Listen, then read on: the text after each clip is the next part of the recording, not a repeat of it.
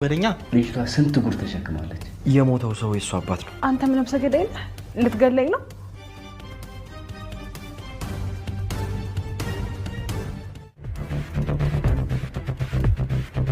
ሰውየው አባቷ አንቀ ገድለ ጎትተ ጫካ ውስጥ የከተትከው ሰው ዓለም ላይ የቀረኛ አንድ አማራጭ ቢኖር አንተን ማመን ነው። ሌላ አማራጭ ቢኖረኝ እንኳን በቃ አንተን ለማመን ተስማምቻለሁ።